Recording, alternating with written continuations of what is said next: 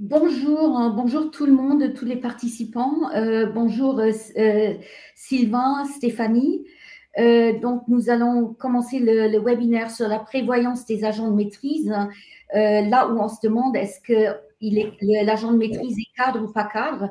C'est un sujet à la fois ancien, donc il date de 2047, 2000, 1947, où les assimilés cadres pouvaient bénéficier du régime des cadres. Or, avec la fusion de l'Agirc-Arrco, cette convention collective a été supprimée et remplacée par l'ANI 2017, qui n'a plus fait qui a omis de traiter de cette distinction ou de cette problématique.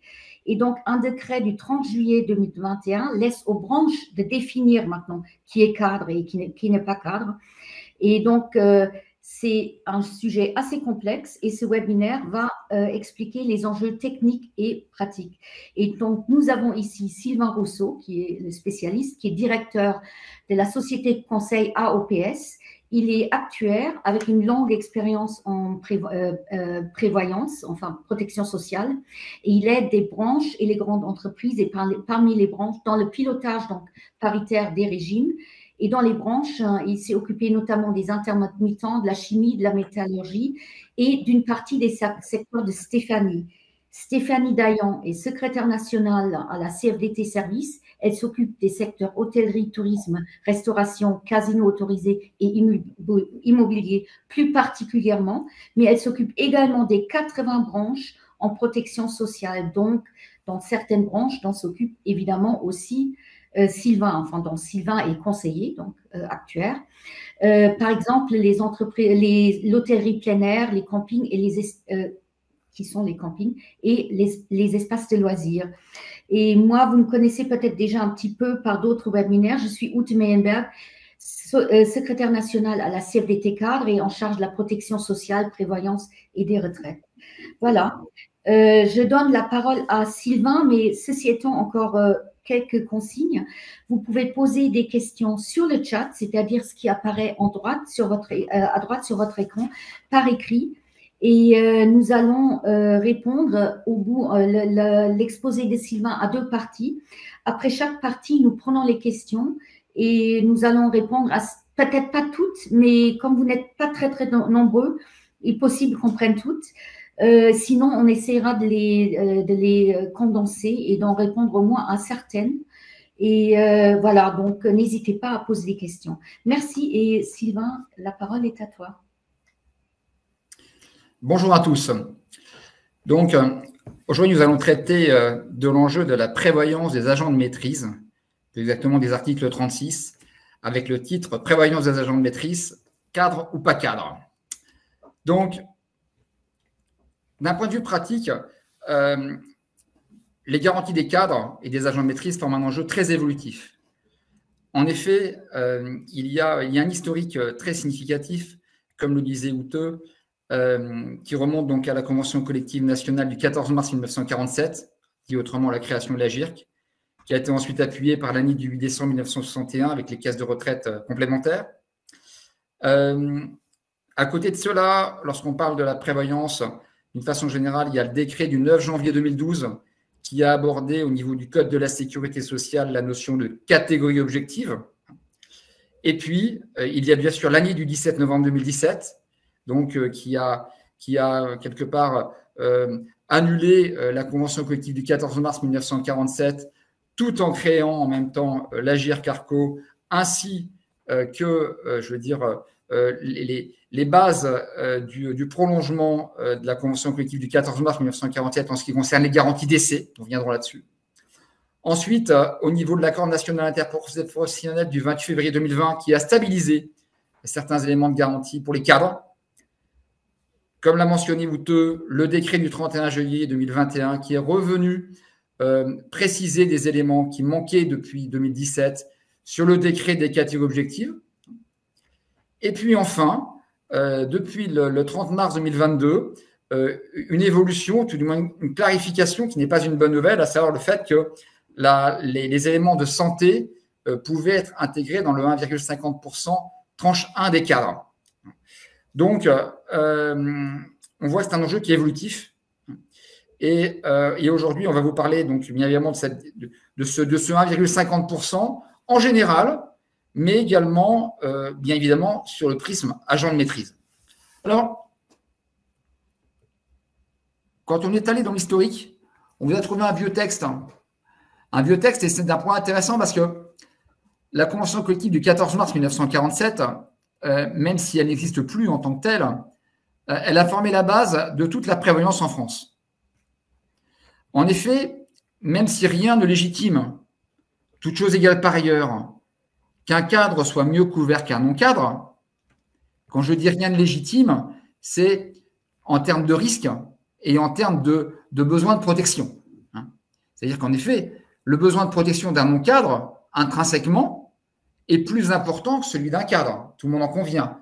Un non-cadre a en moyenne moins de patrimoine et un non-cadre a également en moyenne un risque plus élevé. C'est ce qu'on verra tout à l'heure. Pour autant, le 14 mars 1947 a été donné une garantie qui ne concernait que les cadres.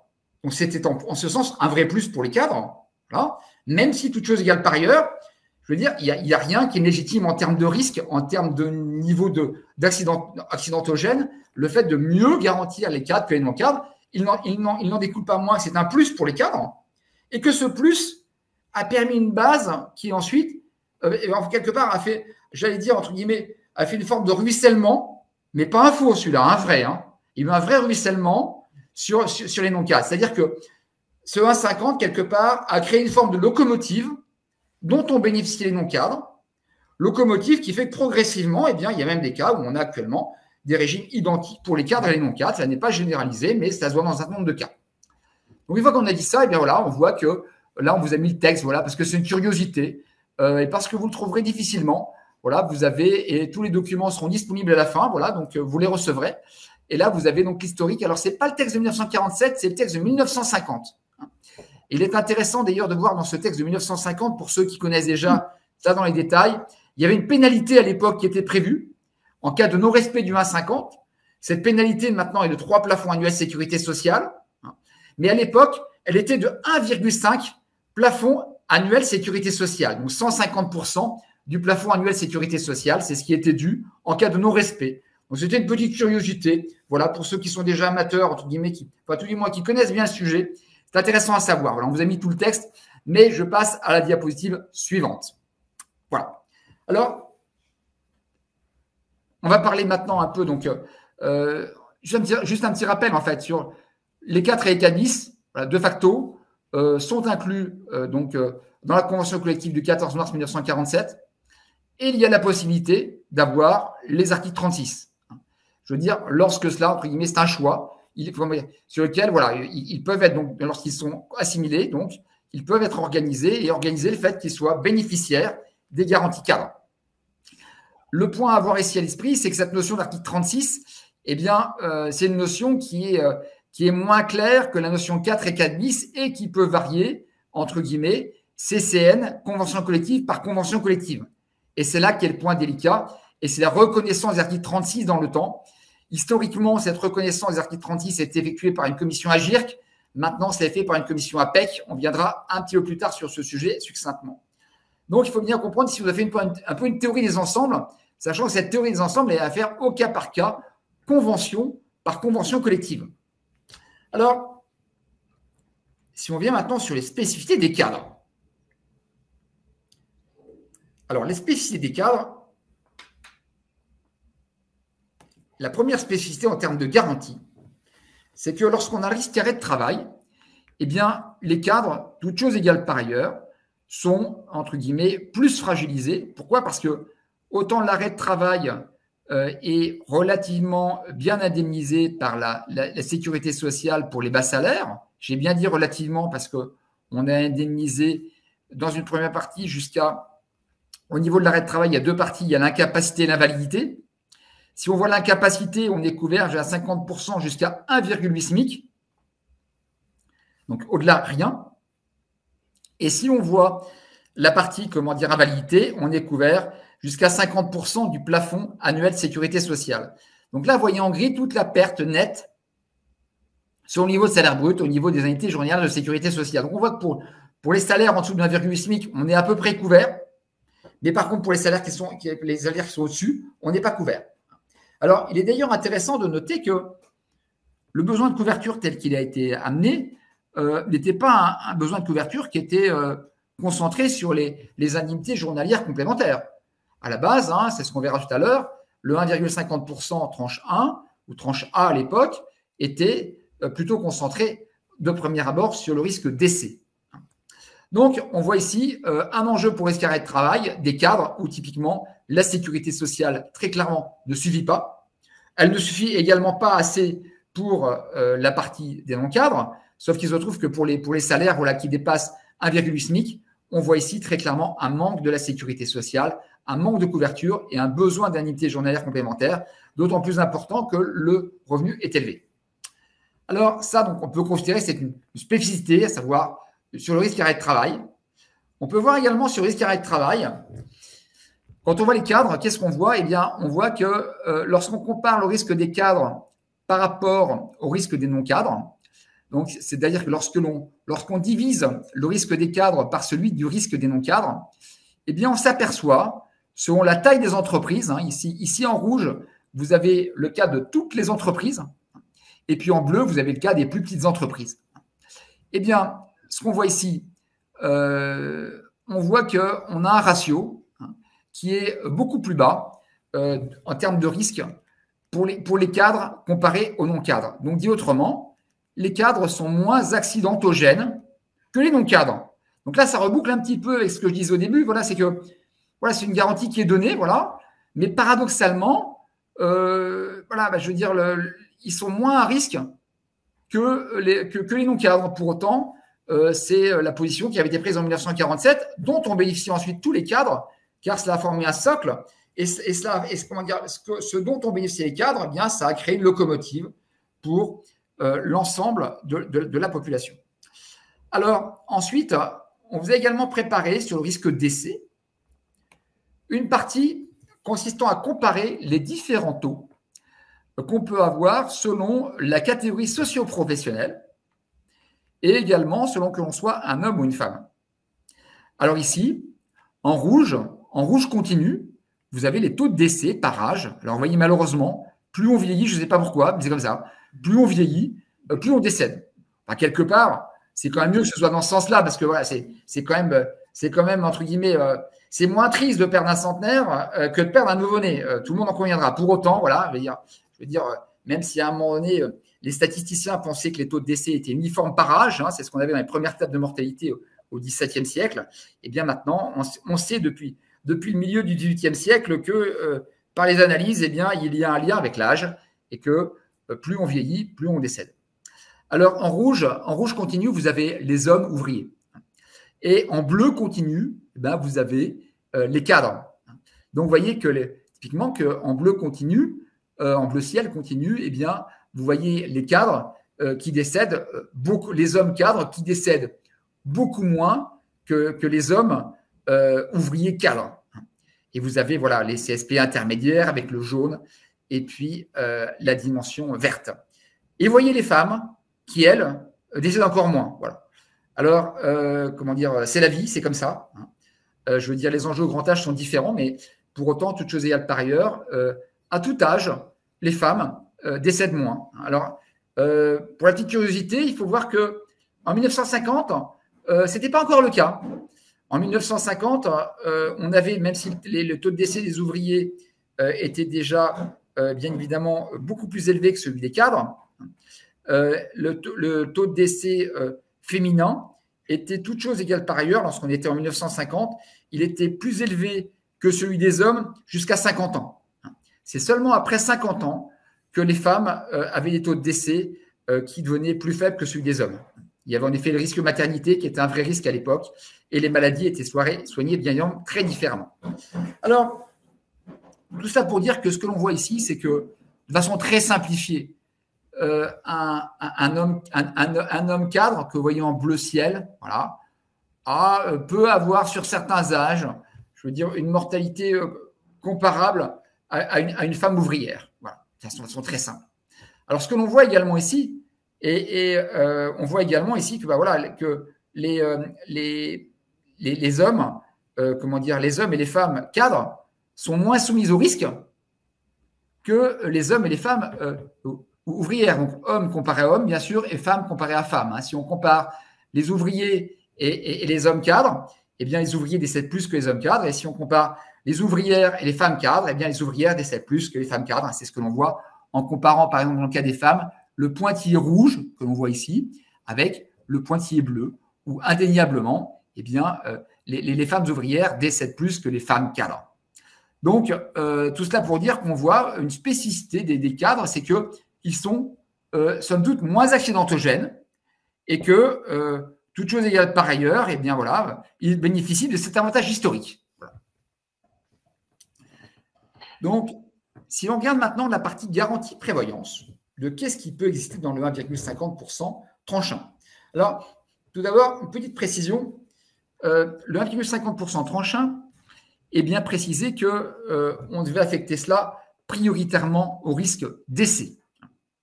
Donc, prioritairement, ce que veut dire affecter 1,50% de la tranche 1 du salaire. Hein, à l'époque, on parlait de tranche A. Hein, en effet, on parlait de tranche A, B et C.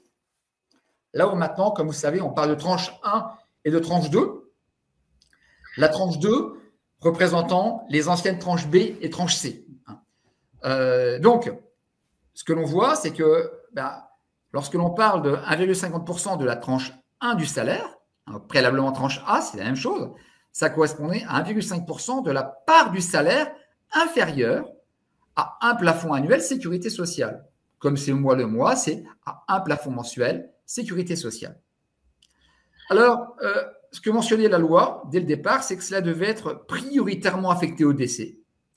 Entendre par prioritairement affecté au décès le fait qu'au moins 0,76% de la cotisation devait être affectée à des garanties décès. Malheureusement, le législateur n'a pas pris le temps de préciser ce qui devait exister en complément, à savoir le 0,74%. Qu'est-ce qui devait être dedans? Est-ce que ça devait être, entre guillemets, de l'arrêt de travail? Est-ce que ça pouvait, bien sûr, être d'autres garanties d'essai? Bref, ça n'a pas été précisé, ce qui a amené d'ailleurs les problèmes dont on a parlé en introduction, notamment sur le fait que certains essayent de mettre de la santé dedans, ce qui peut avoir des effets très négatifs. Alors, si on va garantie par garantie, les garanties en prévoyance, alors là, ici, je parle volontairement, je ne parle pas de la santé. Je vous parlais de la prévoyance pure, celle que j'appelle pure, celle que j'appelle la vraie prévoyance. Alors, c'est d'ailleurs une des difficultés, c'est qu'est-ce que c'est que la définition de la prévoyance? En effet, la définition de la prévoyance n'existe pas, parce qu'en fait, si on voit la définition de 1947, à l'époque de 1947, on aurait même pu, d'un point de vue théorique, mettre dans la prévoyance des garanties de retraite supplémentaires. En effet, les institutions de prévoyance de l'époque, les institutions de prévoyance qu'il y avait à l'époque, géraient également de la retraite supplémentaire. On avait quelque chose qui était très large, on va dire. Ce qui fait qu'on avait quelque chose de mal défini. S'était défini seulement sur le 0,76%. Alors, si maintenant on veut des vraies garanties, il ne faut pas mettre la santé dedans, bien sûr, et il faut mettre que des garanties que j'appelle de vraie prévoyance. Alors, qu'est-ce que c'est qu'on appelle la vraie prévoyance? Bien sûr, les garanties d'essai, avec les capitaux d'essai, la rente de conjoint, la rente éducation, la rente d'orphelin. Alors, ce qu'on appelle la rente d'orphelin, c'est que c'est orphelin de père et de mère. La rente handicap, alors cette rente handicap, peu d'entre vous l'ont dans les contrats, mais cette rente, elle est très pratique parce qu'en fait, elle permet de donner une rente viagère lorsque l'enfant d'un parent décédé est handicapé. Alors, comme il se trouve qu'il faut quelque part avoir double malchance de perdre son parent plus malchance d'être handicapé, eh bien, statistiquement, ça coûte très peu cher. Le capital funéraire, bien sûr, le double effet, le doublement ou triplement accident, même si le triplement par accident existe de moins en moins, et puis également l'exonération de cotisation. Exonération de cotisation qui, d'ailleurs, était initialement prévue dans la loi de 1947. La convention collective de 1947. Également, la garantie arrêt de travail avec l'incapacité temporaire, l'invalidité permanente. Également, la garantie inaptitude qui peut être partiellement traitée, même si la notion d'inaptitude, entre guillemets, n'est indemnisée que pendant 1 mois par la sécurité sociale. Les enjeux d'infirmité permanente, les enjeux d'ayant droit, de dépendance, mais également d'aide aux aidants. C'est un point important. Vous pouvez traiter à travers vos garanties de prévoyance de l'ensemble de ces sujets-là qui sont plus que d'actualité, notamment si on va vers les enjeux d'aide aux aidants et de dépendance. Ensuite, si on va donc, par exemple, si on vous donne quelques exemples, on peut imaginer, par exemple, des capitaux pour un célibataire, d'une année et demie de salaire, pour un marié sans enfant, 200% du salaire. Alors, quand je parle marié, entendez bien également que ça fonctionne également pour les pacsés. Également, maintenant, il faut bien faire attention à ce que les concubins, entre guillemets, au-delà d'une certaine période, typiquement au-delà d'un an, hein, voire même immédiatement sans ancienneté, s'il y a un enfant qui venait d'arriver du concubinage sur une personne décédée, eh bien voilà, il convient de donner les mêmes avantages que le marié. En général, il y a, entre guillemets, des capitaux un peu supérieurs lorsqu'il y a présence d'enfants. On vous met également voilà, des éléments avec parfois des capitaux qui peuvent être minorés avec des options de rente conjoint en remplacement d'un capital plus élevé. Alors, également, il y a des rentes éducation qui peuvent être données. C'est un point important. Les rentes éducation peuvent être également données avec des paliers. Ils peuvent également prévoir des minimums. Hein, c'est intéressant de prévoir des minimums pour les rentes éducation. Pourquoi? Parce que lorsque les salaires sont bas, eh bien, ça fait des rentes qui sont basses. Également, voir comment rendre les rentes, entre guillemets, viagères pour les enfants handicapés. Alors, c'est intéressant parce que je vous ai dit que c'était un double risque. Donc, ça coûte quasiment rien de donner des rentes viagères, de viagériser la rente aux enfants handicapés. Ce que je veux dire par viagériser, c'est que très souvent, la rente éducation s'arrête à 26 ans. Et bien, quand on parle de viagériser, c'est le fait de rendre celle-ci viagère, qu'elle ne s'arrête pas lorsque l'enfant est handicapé. Il y a également les rentes de conjoint. Rentes de conjoint qui permettent de protéger le conjoint. Il faut avoir à l'esprit, même si celle-ci, les modes de vie étant légèrement différents, je veux dire, de nos jours, si celles-ci sont parfois un peu mal aimées et parfois un peu traquées, voire un peu rapidement supprimées dans certains cas. Donc, sur les règles, je vous en ai dit déjà quelques mots. Ça doit être affecté prioritairement à la couverture d'avantages en cas de décès. La jurisprudence Agirc, voilà, a clarifié qu'il y avait au moins 50% qui devaient être affectés au décès. Donc, quand on dit au moins 50% affectés au décès, il faut comprendre donc ici tout ce qui est capitaux décès, y compris les majorations pour accident, tout ce qui est capitaux constitutifs de rentes liées au décès, les rentes de conjoint, les rentes d'orphelins, les rentes éducation et les rentes handicap. Donc, on voit ici voilà, qu'on a des éléments qui sont à regarder et à considérer et qui peuvent donc donner un plus dans le temps sur tous ces éléments.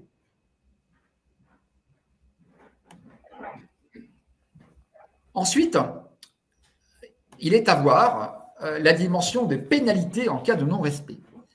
Alors, cette pénalité, elle prévoit notamment, lorsque l'on ne respecte pas le 1,50%, tranche 1 du salaire, elle prévoit une pénalité qui est de 3 plafonds annuels sécurité sociale.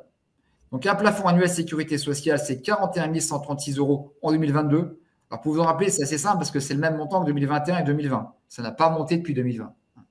Et 3 plafonds annuels sécurité sociale, c'est 123 408 € en 2022.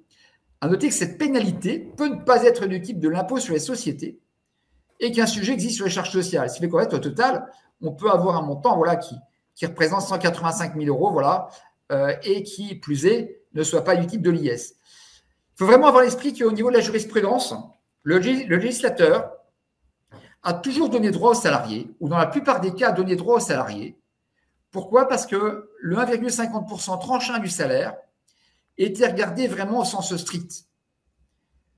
Je vais vous prendre 2 exemples. Imaginez par exemple le cas d'un régime avec un taux d'appel. Un taux d'appel à 80%. Auquel cas, un taux d'appel à 80%, je rappelle ce que c'est qu'un taux d'appel, c'est le fait d'appeler la cotisation à 100%, c'est-à-dire que si la cotisation coûtait 100, c'est de ne demander que 80 pendant un certain temps. On appelle donc la cotisation, non pas sur une base de 100%, mais sur une base de 80%. Eh bien, qu'est-ce qui se passe? Un taux d'appel de 80% sur 1,50% de la tranche 1 du salaire, ça fait donc une cotisation de 1,20%. Eh bien, certains employeurs ont fait des taux d'appel sur des taux qui étaient initialement 1,20%, ont été poursuivis et ont dû payer non pas des cotisations additionnelles, mais la pénalité. En effet, en cas de décès, la pénalité est due. Cette pénalité, c'est un point important. Je vais vous prendre 2 exemples de jurisprudence qui sont intéressants. Cette pénalité, elle est due dans tous les cas, y compris lorsque les capitaux versés ont été très supérieurs à 3 années de salaire. On pourrait imaginer, par exemple, que les capitaux de décès atteignent 200 000 ou 300 000 euros et que pour autant, le 1,50% tranche 1 du salaire ne soit pas respecté. Donc, dans un tel cas, qu'est-ce que cela veut dire? Ça veut dire qu'il y a les capitaux initialement prévus par les contrats, plus la pénalité. Les deux s'ajoutent. C'est un point important. On a vraiment la somme des deux qui s'ajoute. Également, un autre cas. Imaginez, par exemple, un taux de cotisation qui soit exprimé du type 1,45% de la tranche 1 du salaire, plus 3% de la tranche 2. Eh bien, si on avait une telle expression, ce qu'il ressortirait, c'est que, imaginez maintenant que le salarié avait deux plafonds, sécurité sociale de salaire. Bien évidemment, le volume total de la cotisation serait nettement supérieur à 1,5% de la tranche 1 du salaire. Pour autant, comme sur la tranche 1 du salaire, la cotisation aurait été de seulement 1,45%, quand bien même la cotisation globale de nos salariés soit bien plus élevée que 1,50% de la tranche 1 du salaire, le législateur a considéré, dans un cas tel que celui que je viens de vous donner, que la cotisation n'était pas de 1,50% de la tranche 1 du salaire. Ah, point très important, et veuillez m'en excuser pour ceux qui découvrent le sujet, la cotisation de 1,50% de la tranche 1 du salaire est due à 100% par l'employeur, c'est-à-dire que cette cotisation se doit d'être payée dans son intégralité par l'employeur. Ça, c'est un point important à avoir à l'esprit que je rappelle. C'est une cotisation qui n'est pas cofinancée, c'est une cotisation qui est due à 100% par l'employeur. Donc là, ici, on voit qu'on a un plus et que le législateur, d'une façon générale, a toujours fait en sorte de faire respecter ce point. Il y a souvent eu des tendances de la partie RH de voir comment ne pas le respecter. Alors, voir comment, ce qu'on voit actuellement, voir comment mettre de la cotisation santé dedans. Alors, la cotisation santé, juste un aparté, c'est criminel. Pourquoi est-ce que c'est criminel? Parce que si on voit ce que représente une cotisation santé, dans une entreprise de taille significative, eh bien, on va faire l'hypothèse que c'est un exemple, par exemple, on va prendre un exemple d'une cotisation santé qui va être de 60 euros par salarié. Si on fait l'hypothèse que l'employeur en prend 50%, soit 30 euros par salarié, eh bien, on voit que si on compare le 30 euros par salarié et qu'on le compare au plafond mensuel sécurité sociale, eh bien, on voit qu'on est déjà supérieur à 0,74%. C'est-à-dire que le fait d'intégrer une cotisation santé fait qu'on consomme une part très importante et qu'il n'y a plus aucune place pour mettre en place de la garantie arrêt de travail.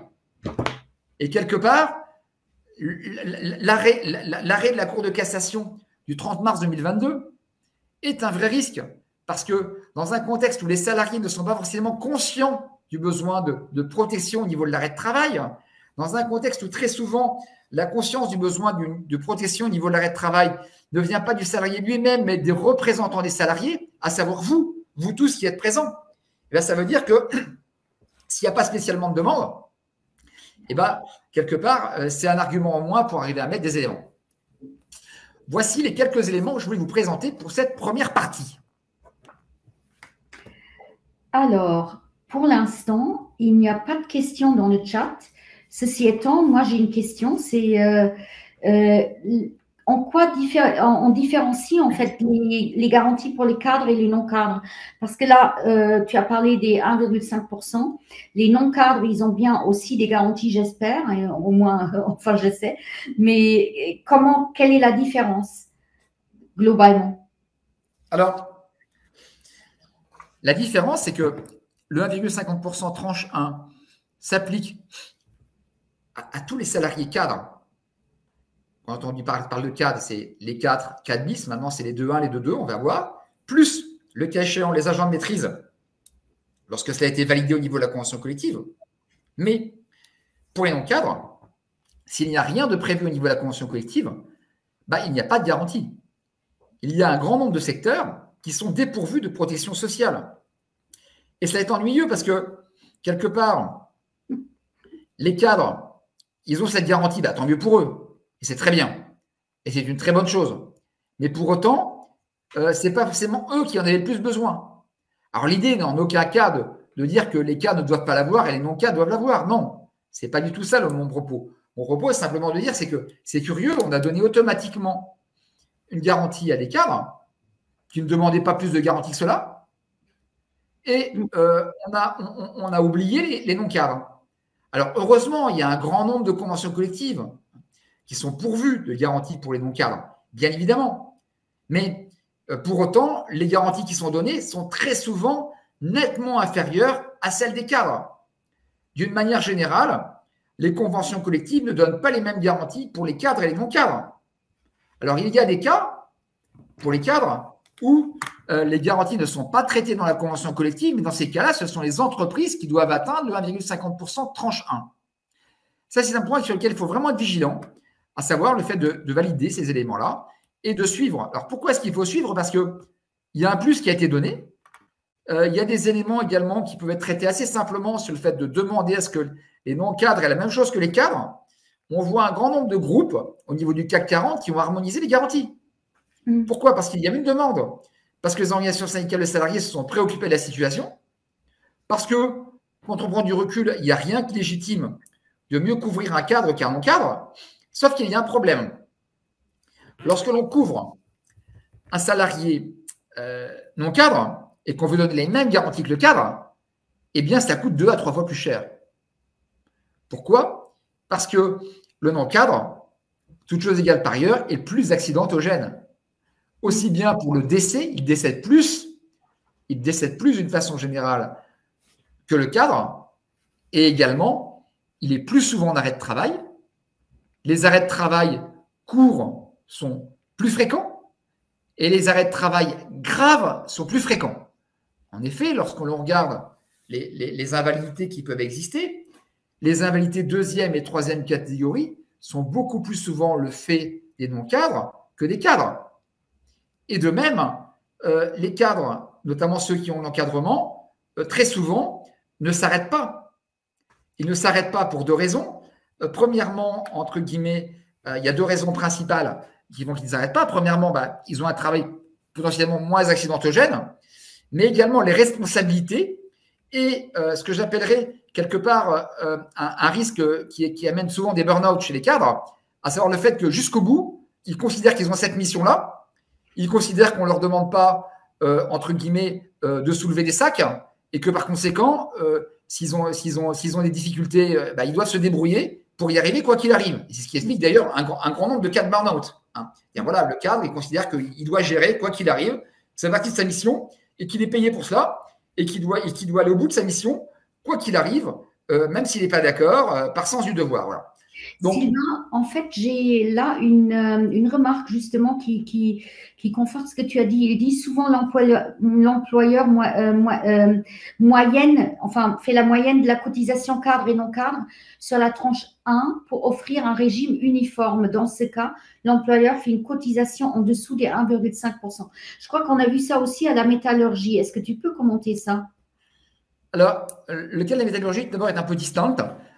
Parce que les taux de cotisation et les garanties ne sont pas les mêmes pour les cadres et les non-cadres. Il y a encore dans la métallurgie des garanties qui sont plus favorables pour les cadres que pour les non-cadres. Également, les taux de cotisation ne sont pas les mêmes. Le taux de cotisation des non-cadres est plus élevé que celui des cadres. Également, dans la métallurgie, la répartition des taux de cotisation n'est pas le même au sens où la cotisation de la tranche 1 est payée uniquement par l'employeur pour le cadre. La grande différence qu'on a, entre guillemets, sur la métallurgie, c'est que la métallurgie a fait en sorte que le 1,50% ne soit pas… Le 1,50% a été remplacé par un accord à 1,12%. Donc, on a remplacé le taux de cotisation de 1,50 par un taux de 1,12% avec des modalités d'expression spécifiques. Donc, c'est ce qui change pour la métallurgie. Mais ceci, dans la métallurgie, qui a d'ailleurs créé un régime cadre et non cadre, donc qui sera en vigueur donc à partir du 1er janvier 2023, les garanties qui ont été mises en place sont distinctes pour les cadres et les non cadres. Pour autant, dans le cas de la métallurgie, on est avec plutôt des bonnes garanties.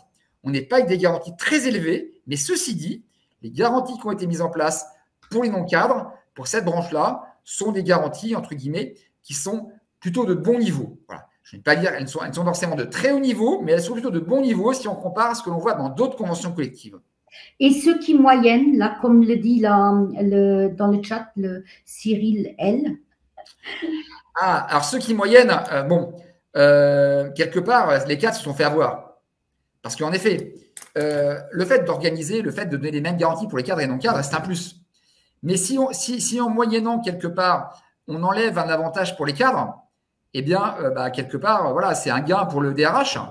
Mais voilà, à la fin, c'est une perte. C'est une perte pour le cadre.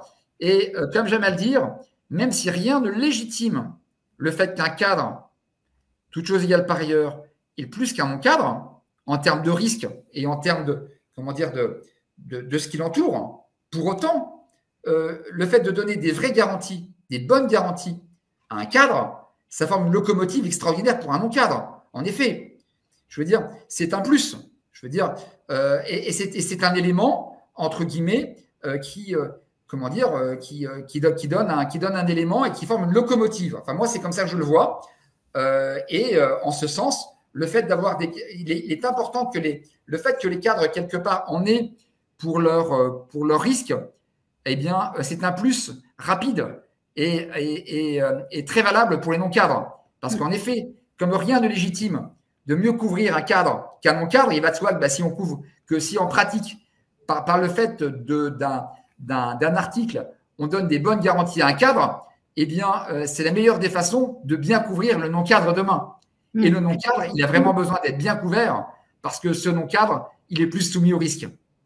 Juste une seconde, comment on vérifie que les 1,5% sont vraiment payés?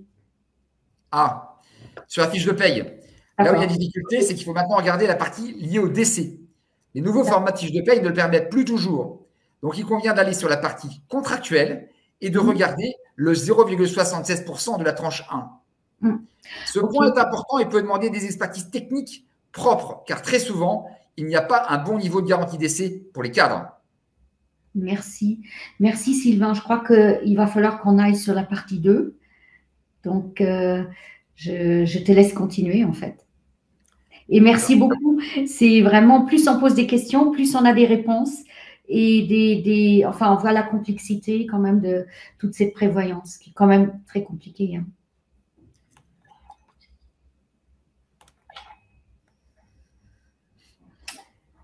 Ah, il faut que je redonne la main. Hop, voilà. Pour continuer, en fait. Voilà. Alors, on va vous parler pendant quelques instants du nouveau cadre juridique. Alors, important à avoir à l'esprit, l'accord national interprofessionnel du 17 novembre 2017. C'est le nouveau format qui a quelque part remplacé donc la convention, une partie de l'article 7 de la convention collective du 14 mars 1947. Donc, qu'est-ce que l'on voit ici? Eh bien, a été rappelé le fait qu'il y avait une cotisation à la charge exclusive de l'employeur égale à 1,50% de la tranche de rémunération inférieure au plafond fixé pour les cotisations de sécurité sociale. On prend ici donc le plafond annuel sécurité sociale. Cette contribution doit être versée à une nation de prévoyance ou à un organisme d'assurance pour les bénéficiaires visés à l'article 2.1 et 2.2 du présent accord. Elle est affectée par priorité à la couverture d'avantages en cas de décès. Donc, ça, c'est le point central. Ensuite, il y a eu l'année du 28 février 2020, qui a rappelé, notamment dans la partie statut cadre, tous les éléments en ce qui concerne le fait que quelque part, il y avait un maintien des éléments et qui a rappelé les enjeux par rapport aux reprises des articles 2.1 et 2.2 de l'année du 17 novembre 2017 et a formé une forme de stabilité. On arrive rapidement, lorsqu'on aborde ces enjeux de cadre, à la notion de catégorie objective. Et c'est là qu'est un point clé, à savoir qu'est-ce qui forme une catégorie objective. Et l'enjeu est de savoir, maintenant au niveau des catégories objectives, je vous ai rappelé qu'il y avait donc un décret de 2012 qui avait traité, donc du 9 janvier 2012, qui avait traité justement des catégories objectives et justement qui faisait référence dans son écriture du 9 janvier 2012, donc à la CCN du 14 mars 1947. Alors, on va d'abord définir la notion de régime obligatoire. En effet, quand on parle de catégorie objective, on se pose la question de qui peut cotiser, qui peut-on mettre dans un régime obligatoire. Ce qu'on appelle un régime obligatoire, c'est un régime dans lequel tous les salariés, voilà, qui rentrent dans une catégorie objective, donc définie dans un règlement juridique, doivent adhérer, avec éventuellement des cas de dispense santé qui peuvent exister. Et la notion de régime obligatoire permet d'organiser, voilà, donc la couverture des salariés et de faire contribuer le salarié. Voilà, c'est l'avantage du régime obligatoire, c'est que quelque part, le salarié est tout couvert de manière obligatoire et pas de façon facultative. Alors, c'est d'autant plus important lorsqu'on est dans un régime de type prévoyance. En effet, si la santé était à titre facultatif, bon, globalement, les gens s'assureraient, du moins ceux qui en ont besoin. Alors que si la prévoyance était à titre facultatif, déjà, ça n'est pas possible. Pourquoi? Parce que s'ils ne s'assuraient que les personnes en mauvaise santé. Donc, il n'y aurait pas d'assurance possible. L'assurance facultative passe nécessairement en prévoyance par de la sélection médicale. En effet, une personne qui demande des capitaux d'essai élevés est par nature suspecte.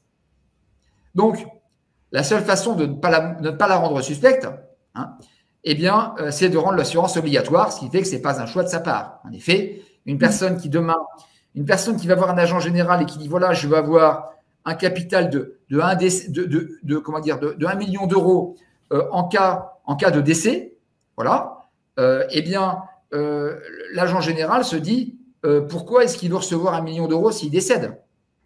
C'est suspect, c'est bizarre. Et donc, contrôle médical, etc., etc., etc., etc., etc. Donc, on voit bien ici, en fait, les limites et donc le besoin d'avoir une assurance obligatoire afin que ce ne soit pas un choix du salarié, afin notamment d'éviter la sélection médicale et tout ce qui va avec.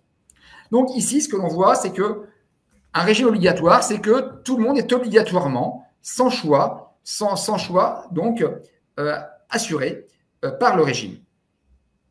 Ensuite, il y a la notion de catégorie objective. Et cette notion de catégorie objective,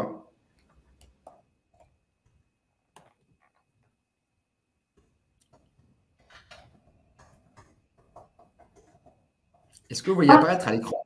Oui, non, parce qu'en fait, tu l'as enlevé et là, je redonne. Alors, voilà, c'est bon. Merci, Wouteux. Je t'en prie.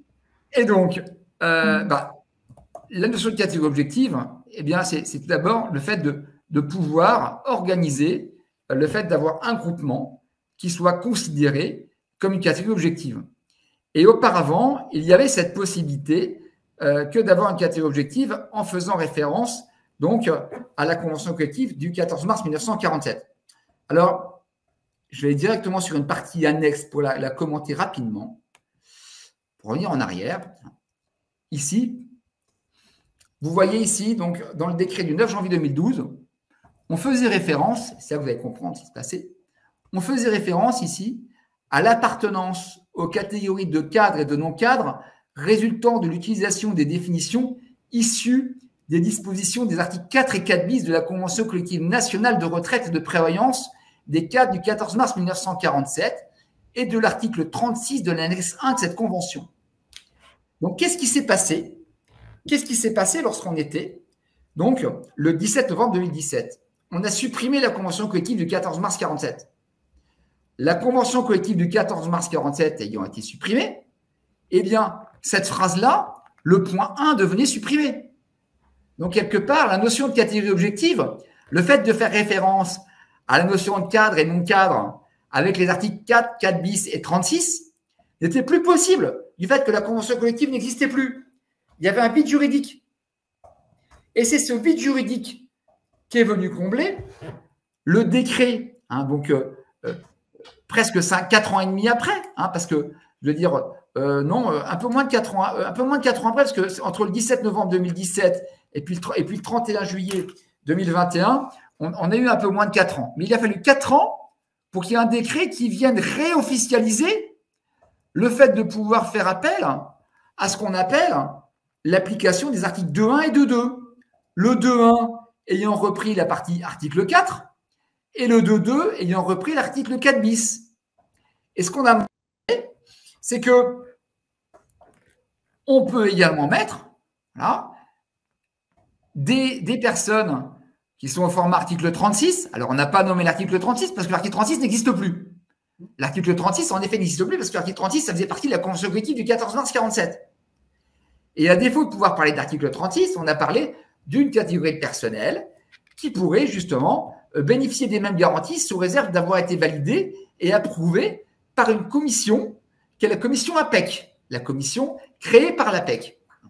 Alors, un point important, cette commission sera présentée lors d'un prochain webinaire où tu nous en diras probablement un petit mot à la fin de ce séminaire, mais il faut vraiment avoir à l'esprit que quelque part, il y avait auparavant quelque chose qui fonctionnait, qui était adapté, et maintenant, eh bien, il y a une forme de, voilà, je veux dire, on n'a pas complètement décrit entre guillemets la méthodologie et tous les aspects pratiques à travers ce décret. Pour autant, le décret qui a été mis en place, donc le 31 juillet 2021, a permis de remettre à jour, parce que ce que vous voyez ici, ce qui a été barré et en noir, ça, c'est l'impact, entre guillemets, c'est ce qui s'est passé, entre guillemets, avec l'accord national interprofessionnel du 17 novembre 2017. Et ce qui a été rajouté en rouge, c'est l'impact du décret du 31 juillet 2021, près de 4 années plus tard. Donc, c'est là où on voit, en fait, quelque part, il y a eu un vide juridique. Sauf que pendant tout ce temps-là, qu'est-ce qui se passe? Eh bien, il y a plein de personnes, y compris des articles 36, qui ont été oubliés, qui sont passés à travers la trappe. Alors, je reviens maintenant, parce que je vous ai mis tous les annexes. Je vais pas avoir le texte dans les détails. Je vais revenir sur ma présentation. Alors, donc, on voit bien ici que ces notions de catégorie objective sont centrales pour répondre justement au bon traitement fiscal et social, et qu'il y a donc un enjeu d'organiser que les articles 36, tout d'abord de bien les définir, de bien les mettre au niveau de la convention collective et d'organiser tous les éléments de sorte à ce qu'ils puissent bénéficier des avantages de prévoyance dont ils bénéficient auparavant. Alors, il faut vraiment savoir, et ce point-là sera probablement détaillé lors d'un prochain webinaire, que les éléments sont stabilisés, qu'il y a un certain nombre de questions qui se posent sur cette commission APEC, même si des beaux graphiques ont été effectués.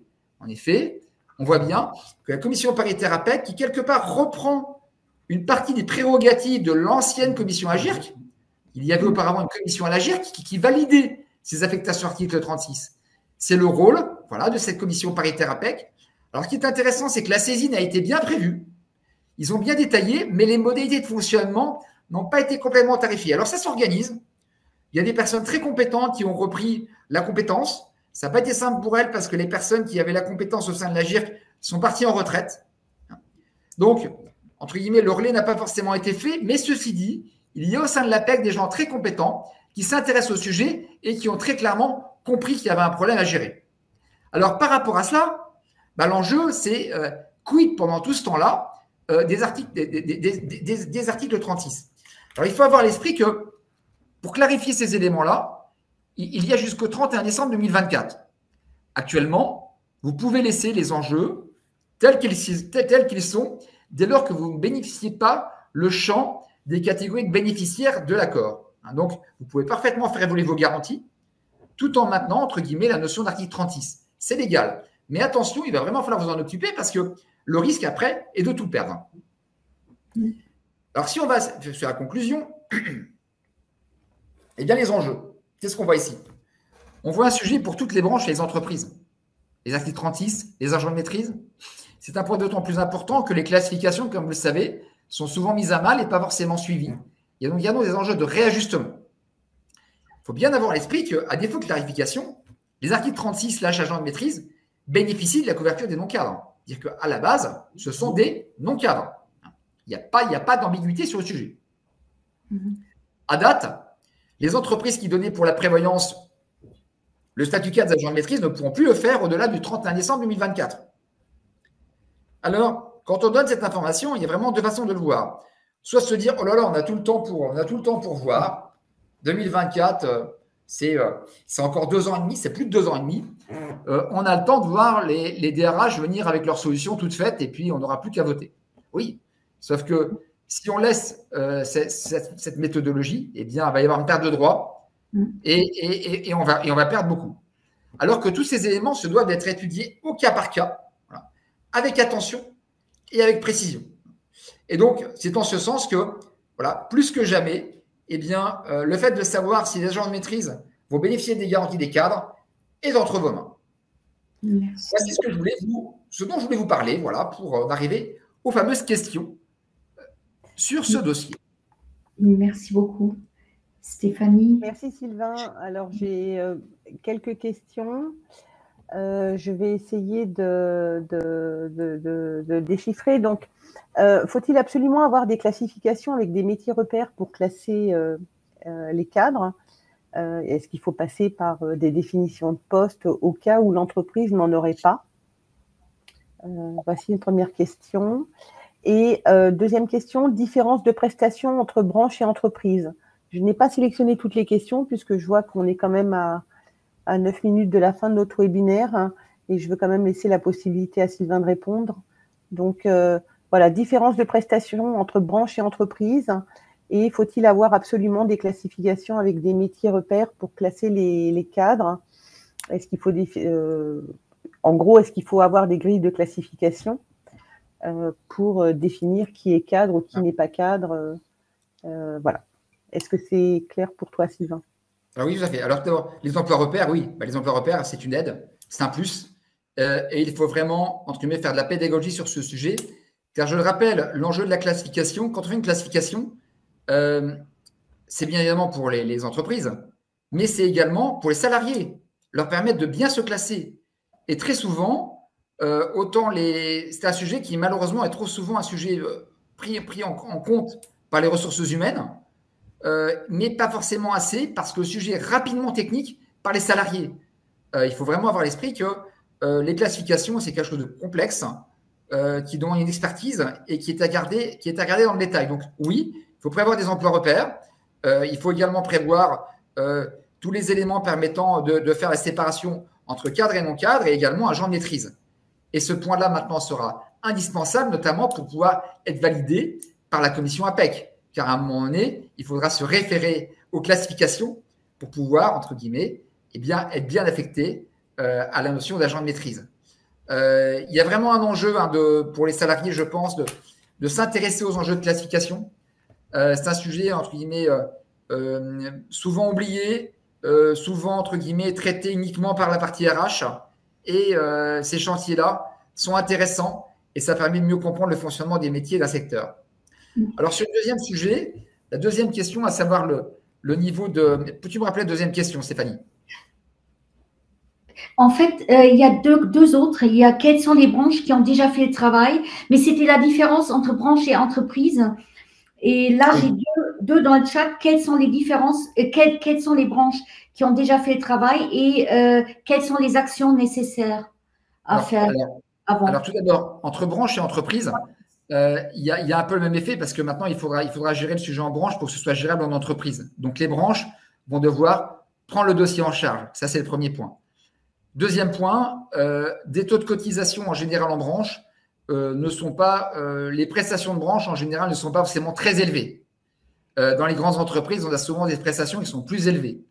Il y a donc un enjeu à avoir des garanties qui soient de suffisamment bon niveau pour les cadres au niveau des branches. Pourquoi? Parce que sinon, eh bien, il y a des solutions et les régimes de branche ne fonctionnent pas. Donc, il est important de prévoir des garanties qui soient suffisamment élevées pour les cadres. En effet, un grand nombre d'accords de branche jusqu'à présent ont laissé aux entreprises le fait de décliner les régimes pour les cadres. Et lorsque les entreprises le déclinent par elles-mêmes, eh bien, très souvent, elles le déclinent avec des courtiers et pas avec le régime de branche. Donc là-dessus, il y a un enjeu à s'intéresser aux garanties des cadres, même si on n'est pas forcément tous cadres autour de la table. Alors après, le rôle, eh bien évidemment, et sur le nombre de branches qui ont déjà réalisé ce chantier, il y en a moins de 10. Actuellement, moins de 10 branches ont soumis un dossier à l'APEC. Il y a également, probablement cela sera abordé donc, la fois prochaine, il y a également, entre guillemets, certains enjeux qui existent sur le fonctionnement de cette commission APEC. Il n'y a pas forcément eu encore un engouement très important sur nos dossiers déposés, mais ça va arriver dans les prochains mois. En tout cas, vous devez être bien conscient que la notion de classification est indirectement pour les agents de maîtrise, entre guillemets, consubstantielle de l'existence de droit. Je remets mon micro, Ute, excuse-moi. Il y a une question dans le chat où, effectivement, dans la conclusion, tu dis que des actions sont nécessaires et lesquelles? Les actions sociales, les actions qui sont organisées au niveau des salariés. Alors, tout d'abord, il y a le cas de la branche et le cas de l'entreprise. Le cas de l'entreprise, c'est être vigilant et puis se dire que il y a les articles 36, il faut pas balayer ça d'un revers de main. Voilà, ça, il faut être conscient de là-dessus, etc. Mais ceci dit, pour pouvoir bien agir au niveau de l'entreprise, on a besoin d'avoir des éléments constitutifs au niveau de la branche. Et donc, au niveau de la branche, il y a un enjeu de révision des classifications et il y a un enjeu de valider et de mettre en œuvre des vraies garanties pour les cadres et également pour les non-cadres de mettre en place des garanties. Parce qu'encore trop de régimes sont actuellement sans garantie pour les non-cadres. Donc, il y a ce travail à organiser sur la classification pour passer ça au niveau de la PEC, pour savoir qui est cadre, qui est non-cadre, et puis également la dimension agent de maîtrise, on l'a vu. Et puis, de clarifier le statut des agents de maîtrise au niveau de la commission APEC. Et ensuite, d'organiser des vraies garanties. Quand je dis des vraies garanties, c'est des garanties de suffisamment haut niveau, car il y a encore trop de branches qui actuellement donnent pour les salariés cadres, entre guillemets, des garanties qui ne couvrent pas assez l'arrêt de travail. Il est important d'avoir à l'esprit qu'au niveau d'une branche, si vous mettez en place un régime qui ne couvre pas assez les cadres, l'entreprise ira trouver des garanties connexes. En effet, le DRH lui-même, si vous mettez par exemple un niveau de garantie qui, par exemple, va être de 75% de garantie en incapacité, invalidité. Si vous mettez ce niveau de garantie au niveau d'une branche de 70%, le DRH qui comprend le sujet va avoir un courtier qui va venir lui voir et dire « Oui, mais vous, monsieur le DRH, vous n'êtes pas assez couvert pour vous-même et votre équipe de direction. Vous devez être mieux couvert. Il ne faut pas prendre le contrat de branche. Il faut prendre un autre contrat. Il faut prendre le contrat que je vous propose. » Et le DRH, qu'est-ce qu'il se dit? Je ne couvre pas assez de ma famille, je ne couvre pas assez mon équipe de direction. Et le DRH, quand bien même il ait vu les éléments, qu'est-ce qu'il se dit? Il se dit, si je vais vers le régime de branche et je ne couvre pas assez mon entreprise, mes dirigeants, les responsables d'entreprise, je fais une erreur de management, y compris pour moi en premier. Donc, dans un tel contexte, c'est la raison qui explique d'ailleurs que dans la plupart des cas, les entreprises, les parties patronales qui sont négociateurs de branche ne vont pas dans le régime de branche. Ils sont dans un autre régime. Si vous êtes dans une négociation de branche et que vous demandez à la partie patronale, êtes-vous dans le régime de branche? Ils vous diront, on n'est pas dans le régime de branche parce que le niveau de garantie n'est pas assez élevé pour les cadres. Alors, je sais que certains autour de la table pourraient être vexés par ce que je viens de mentionner, souhaitant à tout prix… On a encore des questions. Je te coupe parce qu'il y a encore des questions. Oui. Une très bonne question. Est-ce que la mention assimilée cadre sur le bulletin de salaire va-t-elle devenir illégale du coup jusqu'à présent? Parce que c'est vrai que jusqu'à présent, si moi je prends une branche que je connais bien du tourisme, où on avait la catégorie E qui était assimilée à ce qu'on appelait de la haute maîtrise, effectivement les catégories E cotisaient bien au cadre. Donc, et c'était marqué sur les bulletins de paye assimilés cadres. Donc, quid de cette appellation jusqu'en 2024 possible, et puis à partir de 2024, c'est terminé. Assimilé cadre, pourquoi? Et après, s'ensuit aussi du coup des salariés qui cotisaient cadre et qui avaient des indemnités cadres, du jour au lendemain vont se retrouver avec des indemnités amoindries et n'auront pas le choix. On est bien d'accord? Oui, tout à fait. Et si les branches ne s'en occupent pas, ce seront, entre guillemets, ce sera un profit et on communiquera, entre guillemets, c'est malheureux à dire, sera communiqué aux salariés, écoutez, c'est une bonne chose parce que vous avez économisé de l'argent, à l'instar de ce qui s'est passé pour la garantie minimum de points. La garantie minimum de points, les DRH ont communiqué une bonne nouvelle aux salariés, leur disant, vous savez, on a une bonne nouvelle, il n'y aura plus de cotisation minimum de points, votre salaire net va monter. Et les salariés, pour certains, d'applaudir, super contents de se dire, enfin, on a du salaire net qui évolue. Sauf que, sur toute une carrière, Une garantie minimum de points, c'était un global, on a fait les calculs, d'environ 1 250 € de rente viagère. En plus, c'était 1 250 € de rente additionnelle par an. Donc, il y a eu quelques euros de gagnés en termes de cotisation. Certains DRH ont même dit, ben non, il n'y a pas besoin il va pas y avoir besoin d'avoir d'augmentation de salaire cette année du fait que vous gagnez, du fait qu'il n'y a plus de garantie minimum de points. Alors que le drame dans tout ça, c'est qu'ils ont perdu et un élément de retraite. Je rappelle que 1 250 € par mois, ça correspond grosso modo à un 13e mois. C'est un 13e mois de retraite moyenne. Peut-être même pour ceux qui sont en dessous, parce qu'il y a beaucoup de non-cadres qui ont moins de 1 250 € de retraite. Donc, plus qu'un 13e mois, c'est ça qui a été supprimé. Et il faut savoir que c'est dramatique et que certes, on a mis en avant le fait qu'il y avait un peu plus de net et il y a ça. Et bien, on pourra faire la même chose. La partie employeur pourra faire exactement la même chose lorsqu'il y aura diminution de cotisation pour la prévoyance. Et certains salariés seront contents de se dire qu'ils ont quelques euros en plus. Parce qu'en fait, ce n'est pas beaucoup la prévoyance. La différence entre une cotisation cadre et non cadre, je veux dire, la différence de cotisation ne sera pas grand-chose.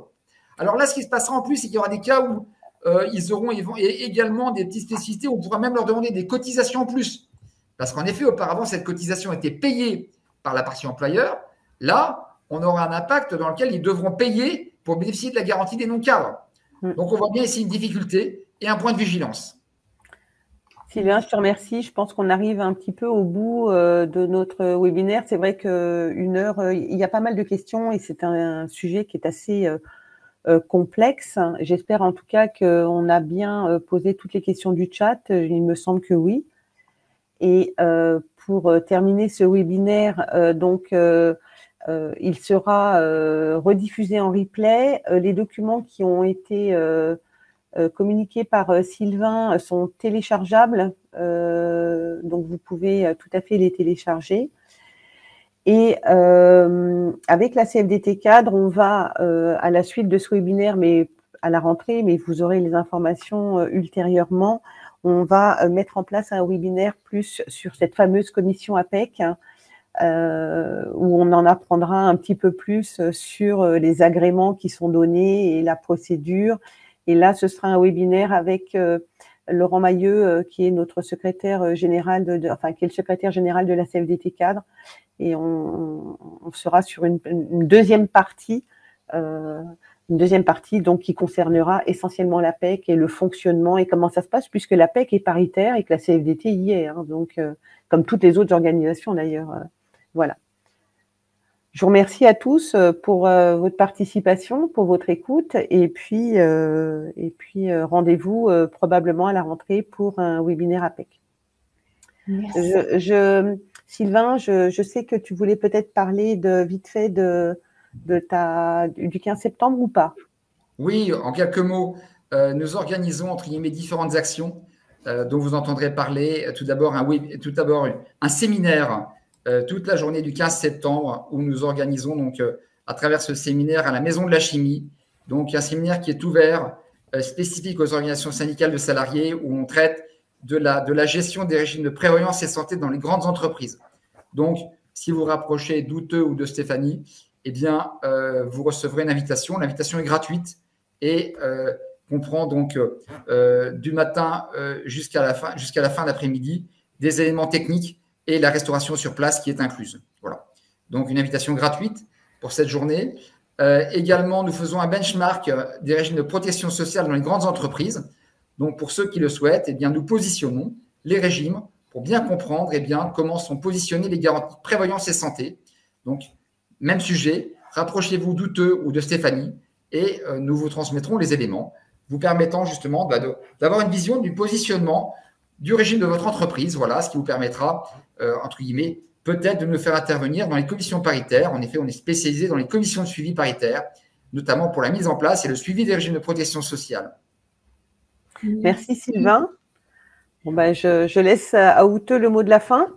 Le mot de la fin, très bref. Merci à vous deux, merci aux participants. Et n'hésitez pas à diffuser ce webinaire parce que c'est quand même très important. On n'a eu pas énormément de participants parce que le sujet est très technique. Donc, je vous demande vraiment de le diffuser aux gens qui risquent de devoir négocier cette chose-là. Donc, et puis, de toute façon, les informations seront sur notre site. Et merci et à bientôt. Au revoir. À bientôt. Merci, au revoir. Au revoir.